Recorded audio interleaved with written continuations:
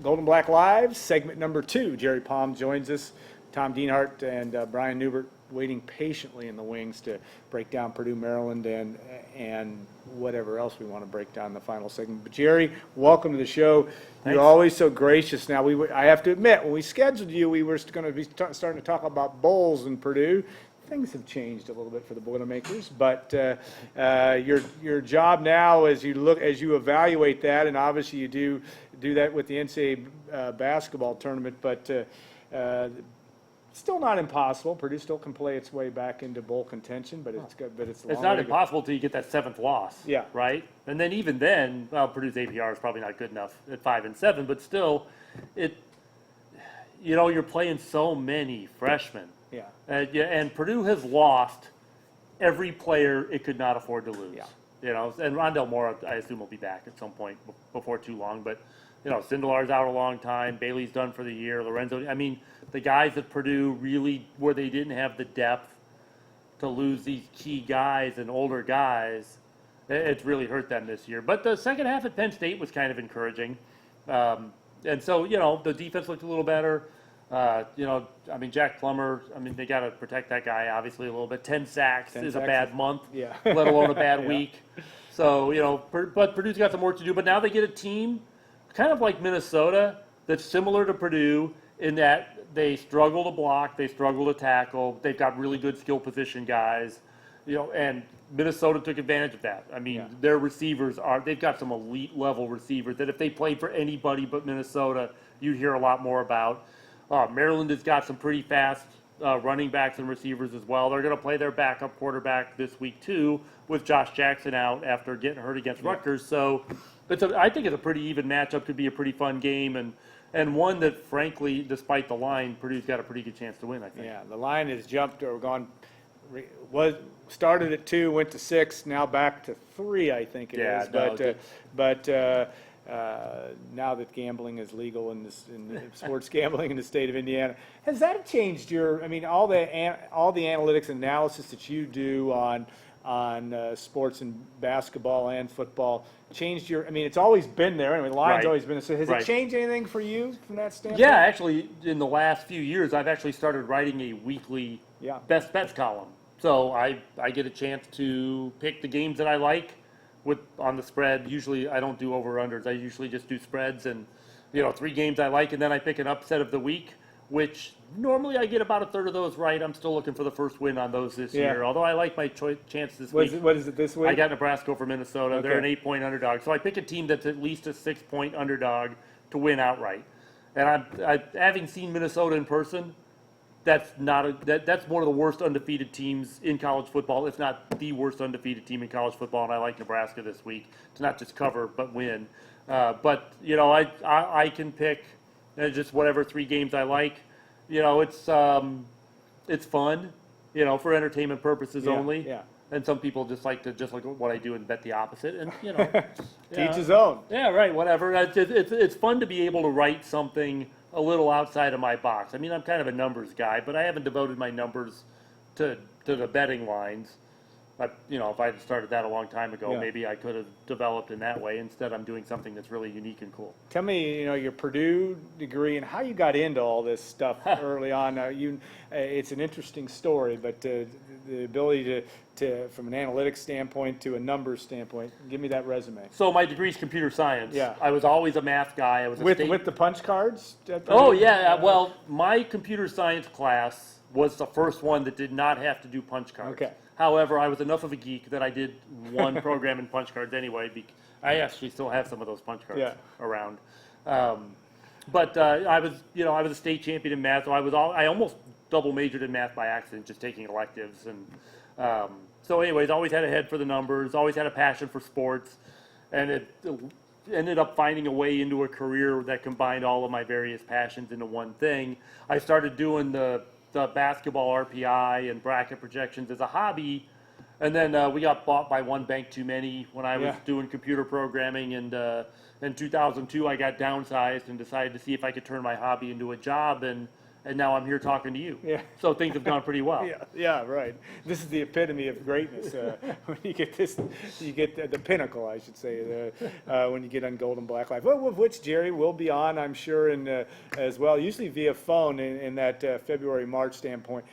What kind of prep do you do now, even for basketball? I mean, is there anything, I mean, you know what teams you're going to look for. Is there anything to do until the numbers start really coming out? I'll have a preseason. I had a pre-preseason bracket in August. That's still a lot of dart throwing, but I mean, really, until teams play games, it's a lot of dart throwing. But I'll have a preseason bracket. I think the Friday before the season starts, so that's like the first Friday of November. I think, and then once the season gets going, I'll probably do another bracket right after the football regular season ends and before the bowl start. And then 2 brackets a week once we get into January. And at the end of the year, of course, brackets every day. And so, that's a lot of fun. It's the basketball, college basketball. It's college football, college basketball, they're different. College basketball, you've got so many more teams involved, therefore so many more fan bases involved. College football, the playoff is only 4 teams. You can count on one hand, maybe in another finger or two, the number of teams that you can probably make the playoff in college football. So the number of fan bases that get involved in that sort of thing is smaller. But they're different sports. They're fun. I mean, I was in the marching band at Purdue, so obviously I always have followed Purdue football, and then Purdue basketball. And I was born here. I'm a born and bred Boilermaker, so it's hard for me to set aside the bias and talk about Purdue objectively, although I enjoy doing that because I have kind of this combination of fan angst and objective analysis. But I picked Purdue. Some of our readers now and then notice that, and that's okay. Yeah, one of my favorite things is when I get accused of being an Indiana homer. That's all right. I must be doing something right if I'm an Indiana homer. All right, tell me about the college football playoff. Is it pretty? I mean, we can look at, like you said, you can look at the Alabamas and the Oklahomas and Ohio State. I mean, that 7, does it go much? How much deeper does that go in the Big Ten? Wisconsin, obviously. Yeah, I mean, Ohio State and Wisconsin to me have kind of separated themselves from everybody else, and the moment for Wisconsin was the dominance of Michigan. I mean, Michigan, Jim Harbaugh has been getting a lot of heat because he hasn't won the games that mattered. He'd won 10 games every year. He won't win 10 this year, but he's won 10 games every year. But he isn't beating Ohio State. He's not beating Notre Dame. He splits with Michigan State. I mean, it's just he's not winning the games that matter to his fan base, and he's not winning the division. He's not winning the conference. And then they go up to Wisconsin this year, and the part of that team that's been reliable the entire time that Harbaugh's been there has been the defense, and they just got steamrolled by Wisconsin. They just completely manhandled a total no-show by their defense. Now, this past week, they have Iowa up there, a similar team, not quite as good as Wisconsin, but a similar style of team, and their defense held them to 3 points. So if you're a Michigan fan, that's very encouraging. But really, the Big Ten is Ohio State and Wisconsin, and then there are teams that are good enough to beat them on a given day, Michigan State, Penn State, maybe Iowa, maybe Michigan, on a good day, could beat maybe one of those teams. They're going to play each other in 2 weeks in Columbus.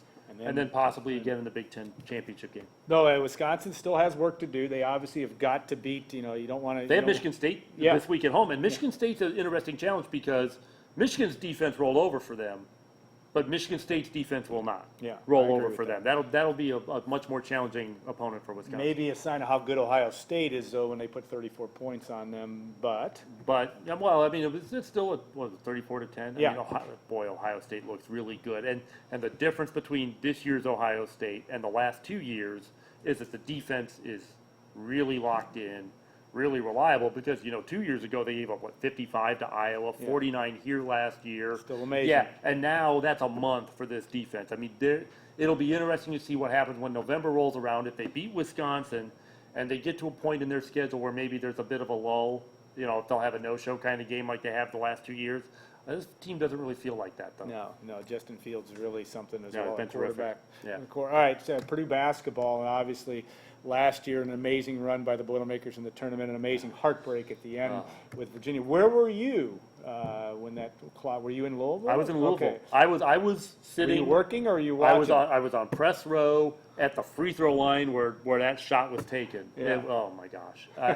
I was a mess. I mean, because you can't cheer on press row, and I'm trying to be Objective. Yeah, And do your job. But every time out, I'm up pacing back and forth behind the press row because I was so wound up. And that shot went in, and I mean, it was such a great play. Yeah. I mean, that play is it's a big part of why Virginia was a national champion, because they made that play.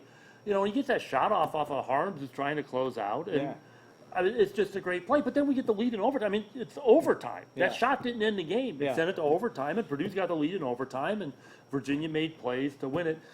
Purdue may not have been the best team in the tournament, but they were certainly the most entertaining team in this tournament. And it had to do with, obviously, Carson Edwards, but Ryan Klein as well. It had that moment against Tennessee. But just the quality of the games and the quality of the way that team played after we saw them get beat against Notre Dame in Indianapolis, the way they turned that season around is a real credit to Matt and his staff and those players for buying in finally to what they needed to do. And now this year's going to be completely different again.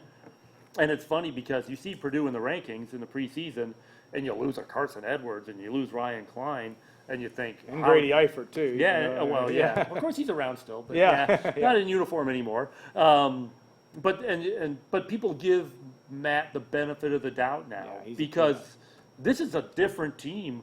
They're going to be really deep. His hardest job, Painter's hardest job, is going to be trying to find rotations. And the guys that play well together, because he's got a lot of good players. But who's going to play well together? And I imagine, the way that Matt is, that the best defenders are going to be on the floor. Yeah, it's going to be an interesting year, and it starts out with Texas, and you got Virginia in that Another first tough month, schedule, and a tough schedule in the end of November, and down in Florida as well. So we'll know a little bit about the Boilermakers early on, I would think, with that team. All right. Alumni Band Weekend, so you will be on the field tomorrow, and Correct. It will be dry enough, I think, by then that they're not going to kick you off. No, we'll be good. Yeah, we'll be cold, maybe, but we'll be good. No, it'll be it's a lot of fun.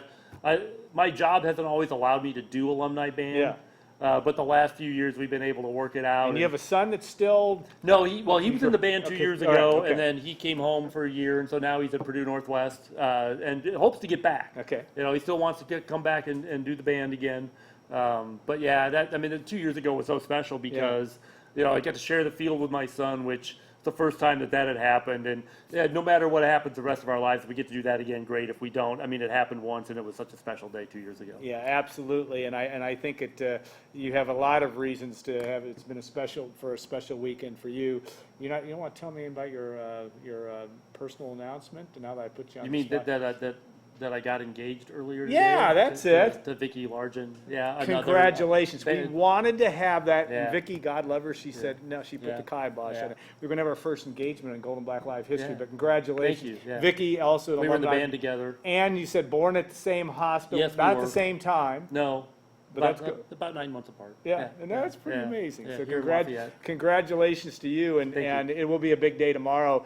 Homecoming is always a fun thing, and you hope if put your prognosticator's hat on. Again, Purdue's that underdog tomorrow, but what do you see? I think Purdue wins a high-scoring game. I think it's going to be an entertaining game. I think the fact that you've got two offenses that struggle against two defenses that struggle, it's like a good day for the offenses, right? We've got a chance to do something. There'll be some confidence on the offenses for both teams.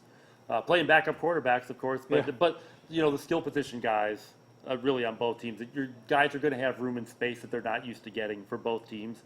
So I'm thinking something along the lines of like 34-30 Purdue. All right, that sounds good. And one last question: how many Big Ten teams in bowls? It's early. Is Indiana make a bowl this year? I do not have Indiana in a bowl. Yeah. No.